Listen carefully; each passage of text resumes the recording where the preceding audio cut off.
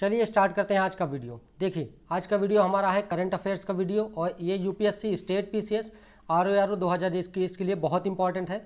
ये हमारा है पार्ट 9 पार्ट 8 1 से लेकर 8 तक 8 पार्ट हम इसमें डाल चुके हैं वीडियो। अगर अभी तक आपने नहीं देखे हैं तो डिस्क्रिप्शन बॉक्स में लिंक दिया है, वहाँ से जाके आप देख सकते हैं। ये हमारा चैनल है सिविल सर्विसेज विद आलोक। अगर अभी तक आपने इसको सब्सक्राइब नहीं किया है तो सब्सक्राइब कर दें, नोटिफिकेशन बेल अवश्य प्रेस कर दें, जिससे जो भी मैं वीडियो अपलोड करूं आपको उसका मैसेज पहुंच जाए। तो चलिए स्टार्ट करते हैं। देखिए शैडो उद्यमी क्या होता है। शैडो उद्यमी तो ये ऐसे व्यक्ति होते हैं जो अपने व्यवसाय का रजिस्ट्रेशन नहीं कराते, मतलब ऐसा व्यक्ति जो किसी व्यवसाय का प्रबंधन करता है और वैध वस्तुओं और सेवाओं की बिक्री भी करता है, परंतु वो अपने व्यवसाय को सरकार के साथ पंजीकृत नहीं करवाता, मतलब ये रजिस्ट्रेशन नहीं करवाता है और ये टैक्स का भुगतान नहीं करते हैं। जैसे बिना लाइसेंस वाली टैक्सी सेवा, उदाहरण समझिए, जो टैक्सी हैं जो बिना लाइसेंस के चलती हैं वो भी आएंगी शैडो उद्यमी में। सड़क के किनारे जो भोजन स्टॉल लगाते हैं या विभिन्न प्रकार के स्टॉल जो सड़क के किनारे लगाते हैं, स्ट्रीट फूड जिसे कहते हैं, तो अगर वो बहुत सारे चीज़ों का स्ट्रीट फूड जो होते हैं वो रजिस्ट्रेशन नहीं करवाते हैं, वो उद्यमी होंगे शैडो उद्यमी। छोटे छोटे भू निर्माण आदि ये सब आते हैं शैडो उद्यमी के अंदर। इंपीरियल कॉलेज बिजनेस स्कूल के द्वारा अभी एक अध्ययन किया गया है, इसमें यह कहा गया है कि इंडोनेशिया के बाद भारत में सबसे अधिक शैडो उद्यमी है, यानी सबसे ज़्यादा विश्व में शैडो उद्यमी कहाँ है तो वही इंडोनेशिया में, और उसके बाद दूसरे नंबर पे है भारत, जहाँ पे सबसे ज़्यादा शैडो उद्यमी है। अब देखिए शैडो उद्यमी वृद्धि के कारण क्या है, क्यों होते हैं शैडो उद्यमी, तो टैक्स की जो लॉज होते हैं उनके कारण। कराधान और प्रवर्तन, बहुत अधिक टैक्स होगा तो लोग रजिस्ट्रेशन नहीं करवाएंगे, जानकारी नहीं होती है। अभी हाल ही में तो कोविड-19 का प्रभाव हो गया है बहुत ज़्यादा, प्रौद्योगिकी की प्रगति के कारण भी होता है, लोगों को जानकारी नहीं रहती है। अब इसके लाभ क्या है, शैडो उद्यमी के लाभ क्या है कि ये रोजगार देने में बहुत सहायक है, अधिक से अधिक रोजगार देता है, गरीबी को कम करता है, ये कृषि पर दबाव को कम करता है, लोग कृषि से हटकर अपना स्टॉल लगा लेते हैं कहीं स्ट्रीट फूड का या और भी काम करने लगते हैं। उपभोक्ता के लिए विकल्प हो जाते हैं, बहुत सारे विकल्प हो जाएंगे, बहुत सारे लोग एक ही चीज़ को बेचने के लिए आ जाएंगे मार्केट में। इसके लिए चुनौतियां क्या हैं, तो देखिए सरकार के लिए है ये नुकसान हो जाता है राजस्व का, उसको टैक्स नहीं मिलता क्योंकि आपने रजिस्ट्रेशन नहीं कराया है, तो आप आईटीआर नहीं फाइल करेंगे, आप सरकार को टैक्स नहीं देते हैं। भ्रष्टाचार को बढ़ावा देता है और संदिग्ध और अवैध है ये जो है संदिग्ध और अवैध है गतिविधियाँ। अब देखिए अगला टॉपिक हमारा कार्बन पृथक्करण या सिक्वेस्ट्रेशन। कार्बन सिक्वेस्ट्रेशन क्या होता है, तो देखिए कार्बन पृथक्करण के तहत क्या होता है, पौधों, मिट्टी, भूगर्भिक संरचनाओं और महासागर में कार्बन को जाके डंप कर देना, उनका भंडारण कर देना। कहाँ पर, पौधों में, तो पौधों में जानते हैं कार्बन होता है बायोमास। मिट्टी के अंदर, भूगर्भिक संरचनाओं में, जैसे जहाँ पे कोयला का खनन होता है तो जब उसका खनन करते हैं तो वहाँ से कार्बन निकलता है, अगर खनन नहीं करेंगे तो वो नहीं निकलेगा, वहीं पे भंडार रहेगा। महासागर में भी फाइटोप्लैंक्टन के माध्यम से कार्बन भंडारण किया जा सकता है। आईपीसीसी ने कहा है कि इस सदी के अंत तक सभी राष्ट्रों को 100 बिलियन से 1 ट्रिलियन कार्बन डाइऑक्साइड को वायुमंडल से बाहर करना होगा, आईपीसीसी का ये कहना है। प्रकार क्या है, कार्बन पृथक्करण, हम कार्बन को अलग कैसे कर सकते हैं, उनके कौन कौन से प्रकार हैं, तो देखिए स्थलीय कार्बन पृथक्करण होता है, टेरेस्ट्रियल कार्बन सिक्वेस्ट्रेशन। इसमें क्या होता है कि वायुमंडल से CO2 को प्रकाश संश्लेषण की क्रिया कराकर मिट्टी और बायोमास में कार्बन के रूप में संग्रहित कर दिया जाता है, बायोमास पेड़ की शाखाओं पत्तियों में। भूगर्भीय कार्बन सिक्वेस्ट्रेशन क्या होता है, तो CO2 का भंडारण किया जाता है कहाँ, तेल भंडार में, जो आपका हमारा ऑयल निकलता है, पेट्रोलियम वगैरह, गैस के कुओं में और बिना खनन किए गए कोल भंडार में। महासागर में कैसे हम कार्बन को पृथक्करण सिक्वेस्ट्रेशन कर सकते हैं, लौह उर्वरीकरण है ये, उर्वरीकरण, आयरन फर्टिलाइजेशन, इसके माध्यम से क्या होगा कि फाइटोप्लैंक्टन की हम प्रोडक्टिविटी बढ़ा देंगे, जिससे वो प्रकाश संश्लेषण की क्रिया करेंगे और CO2 ले लेंगे वायुमंडल से। गहरे महासागर में इसको इंजेक्ट कर देंगे हम कार्बन को, ठीक है। ये हैं विधियां कार्बन पृथक्करण की। कार्बन पृथक्करण की विधियां एक होती है प्राकृतिक, एक होती है कृत्रिम।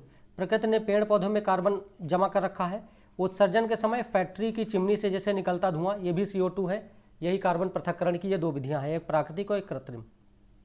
बांदीपुर टाइगर रिजर्व क्या है, देखिए बांदीपुर टाइगर रिजर्व कहाँ पर है, ये कर्नाटक में है। बाघ जनगणना 2018 के अनुसार बाघों की संख्या सबसे अधिक कहाँ पे है, तो भारत में की बात कर रहे हैं, मध्य प्रदेश में है, नंबर 2 पे कर्नाटक में है, मतलब सबसे अधिक बाघ है MP में, उसके बाद है कर्नाटक में, ठीक है। टाइगर प्रोजेक्ट कब शुरू किया गया था, 1973 में। नीलगिरी बायोस्फीयर रिजर्व का ये हिस्सा, जो बांदीपुर टाइगर रिजर्व है, ये नीलगिरी बायोस्फीयर रिजर्व का हिस्सा है, कर्नाटक में है। और कर्नाटक के अन्य टाइगर रिजर्व भी यहीं पे देख लेते हैं, ये बहुत इंपॉर्टेंट है, मैच कराने के लिए भी आ सकता है। भद्रा टाइगर रिजर्व कर्नाटक में है, नागरहोल कर्नाटक में है, डंडेली अंशी कर्नाटक में है, बिलगिरी रंगनाथ स्वामी टाइगर रिजर्व, ये सारे टाइगर रिजर्व जो है कर्नाटक में है। ये है कर्नाटक, ये पूरा यहाँ से लेके यहाँ तक ये कर्नाटक है। और ये बांदीपुर टाइगर रिजर्व है इस एरिया में। एशियाई हाथी उप प्रजातियाँ कौन कौन सी हैं? तो भारतीय, सुमात्रा और श्रीलंकाई। IUCN की ये रेड लिस्ट में है, लुप्त प्राय है। वन्य जीव संरक्षण अधिनियम भारत का है, इसकी अनुसूची 1 में शामिल है, इसका व्यापार वगैरह निषेध किया गया है। एशियाई हाथी को संरक्षण करने के लिए क्या क्या प्रयास किए गए हैं भारत में? ये भारत के प्रयास हैं। तो गज यात्रा, प्रोजेक्ट एलिफेंट, हाथियों की अवैध हत्या और निगरानी है, तो एक कार्यक्रम है माइक कार्यक्रम। ठीक है, कभी पूछ ले एग्जाम में कि माइक कार्यक्रम किस चीज़ से संबंधित है, तो हाथियों के संरक्षण से। Monitoring the illegal killing of the elephant. गुरु गोविंद सिंह ये 10 सिख गुरुओं में अंतिम थे, मतलब ये 10वें सिख गुरु थे। 22 दिसंबर 1966 को पटना में इनका जन्म हुआ था, बिहार की राजधानी पटना। इन्होंने जफरनामा नामक एक पत्र लिखा है। ये पत्र किसको लिखा है इन्होंने? तो औरंगजेब को लिखा है। इनके पिता जो थे, मतलब गुरु गोविंद सिंह के पिता, या कह सकते हैं कि सिख धर्म के 9वें गुरु, वो कौन से? गुरु तेग बहादुर थे। खालसा, ये गुरु गोविंद सिंह जी ने खालसा या पंच ककार सिद्धांत का प्रतिपादन किया है। 5 केस हैं इसमें, मतलब केस, कंघा, कड़ा, कच्छा और कृपाण, इसको धारण करने की बात इन्होंने कही है। इन्होंने अपने बाद इन्होंने कहा है कि अब हम 10वें गुरु हैं, हमारे बाद कोई 11वां गुरु नहीं होगा, बल्कि हमारे बाद जो गुरु होगा वो कौन होगा? तो इनकी पुस्तक जो है धार्मिक समुदाय की, वो कौन सी है? गुरु ग्रंथ साहिब, मतलब अब अगला गुरु यही होंगे। गुरु ग्रंथ साहिब जो पुस्तक है, इसी को इन्होंने समुदाय का अगला गुरु घोषित कर दिया था। मुक्तसर की लड़ाई याद रखिएगा किसके बीच हुई थी? मुगलों और गुरु गोविंद सिंह के मध्य हुई थी ये मुक्तसर की लड़ाई। एक युद्धाभ्यास है डेजर्ट नाइट 2021, भारतीय वायुसेना और फ्रांसीसी वायुसेना के मध्य होता है ये युद्धाभ्यास। ठीक है, 20 से 24 जनवरी 2021 को ये जोधपुर में हुआ है, राजस्थान के जोधपुर में डेजर्ट नाइट युद्धाभ्यास हुआ है, भारतीय वायुसेना और फ्रांसीसी वायुसेना। भारत ने वर्ष 2016 में 7.87 बिलियन यूरो खर्च करके 36 राफेल विमान का सौदा किया है। भारत और फ्रांस के बीच ये कुछ सैन्य अभ्यास हैं जो यहाँ पे देख लेते हैं। वरुण क्या है? तो नौसैनिक, भारत और फ्रांस के मध्य वरुण होता है, एक सैन्य अभ्यास है, ये नौसैनिक युद्धाभ्यास है। गरुण जो है वायुसेना के मध्य होता है, और शक्ति जो है वो संयुक्त सैन्य अभ्यास है। अब देखिए, गरुण शक्ति अभ्यास किसके किसके मध्य है? भारत और इंडोनेशिया के मध्य है। मित्र शक्ति अभ्यास किसके किसके मध्य है? तो भारत और श्रीलंका के मध्य है। गगन शक्ति अभ्यास तो भारतीय वायुसेना द्वारा हिंद महासागर में किया जाता है गगन शक्ति अभ्यास। हिंद महासागर के संपूर्ण विस्तारित क्षेत्र पर अपने हवाई प्रभुत्व का प्रदर्शन करने के लिए गगन शक्ति अभ्यास किया जाता है भारतीय वायुसेना के द्वारा।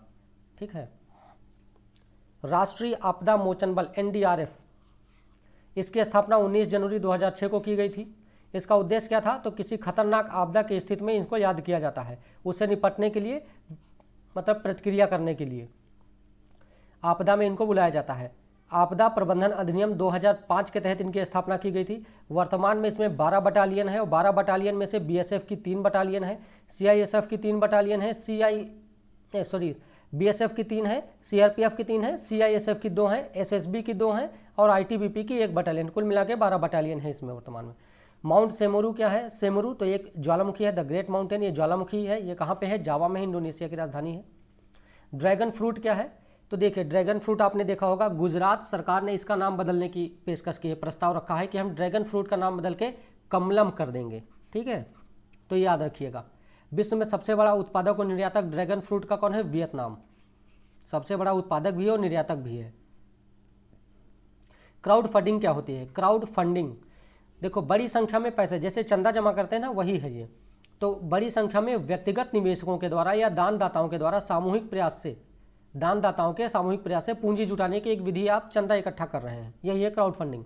जागरूकता बढ़ाने के लिए ऑनलाइन प्लेटफॉर्म का प्रयोग किया जाता है क्राउड फंडिंग के लिए। अब जैसे इनके कितने प्रकार हैं, किस प्रकार से आप चंदा इकट्ठा कर सकते हैं? एक तो दान आधारित फंडिंग है, आप दान ले लें, कोई आपको दान दे दे, बहुत सारे लोग। पुरस्कार आधारित फंडिंग है। इक्विटी आधारित फंडिंग है, मतलब व्यवसाय में जो निवेशक है उनको हिस्सेदारी बेची जाती है। कोई व्यवसाय कर रहे हैं, उसमें कहीं आपको इतने इतने % हिस्सेदारी दे देंगे, आप हमको फंड कर दीजिए, दान दे दीजिए। दुर्लभ रोग, अन्य दुर्लभ रोग कौन से होते हैं? तो देखिए, अन्य जो प्रचलित बीमारियां हैं उनकी तुलना में ये बहुत कम लोगों को प्रभावित करते हैं। वो होते हैं दुर्लभ रोग। जो 80% दुर्लभ बीमारियां हैं वो आनुवंशिक जेनेटिक होती हैं। जैसे आपका ये है DMD, Duchenne muscular dystrophy, Duchenne muscular dystrophy. ये जो रोग है आपका DMD, ये आनुवंशिक रोग है और ये एक दुर्लभ रोग है। ठीक है, एक आनुवंशिक विकार है ये। इसमें क्या होता है, जो डायस्ट्रोफिन प्रोटीन होता है, इस प्रोटीन में विकार आ जाता है, बदल जाता है, या ये प्रोटीन परिवर्तित हो जाता है। पर ये प्रोटीन कार्य क्या करता है? तो मांसपेशियों के प्रोटीन को बनाए रखने में मदद करता है। अब जब ये प्रोटीन ही खत्म हो गया, मतलब ये परिवर्तित हो गया, विकृत हो गया, तो जो मांसपेशियों के प्रोटीन है उसमें भी वो भी विकृत हो जाएंगी, वो खराब हो जाएंगी। तो इस हार्मोन के कारण इस हार्मोन के परिवर्तित होने से मांसपेशियों में विकृति आ जाती है। ठीक है, इसके लक्षण क्या हैं? जैसे मांसपेशियों में कमजोरी आना, वाडलिंग गैट, चाल बतख के समान होना, या रीढ़ वक्रता। जैसे ये देखिए पैर खराब है इसका। ठीक है, ये देखिए यहाँ पे ये इसकी पूरी बॉडी खराब हो गई है। तो ये क्या है? तो ये रोग है आपका हमारा DMD, ड्यूशेन मस्कुलर डिस्ट्रॉफी। तो ये हमारा आज का वीडियो है, यहीं पे समाप्त होता है। अगर अभी तक आपने हमारे चैनल को सब्सक्राइब नहीं किया है तो उसको सब्सक्राइब कर दें और इसको शेयर करना बिल्कुल भी ना भूलें। शेयर करें, लाइक करें, कमेंट करें और ये नोटिफिकेशन बेल है, इसको अवश्य प्रेस कर दें जिससे कि हमारी हर आने वाली वीडियो का मैसेज आप तक पहुंच सके। तो चलिए, अगर अभी तक आपने हमारे चैनल को सब्सक्राइब नहीं किया है तो उसको कर दीजिएगा और मिलते हैं नेक्स्ट वीडियो में।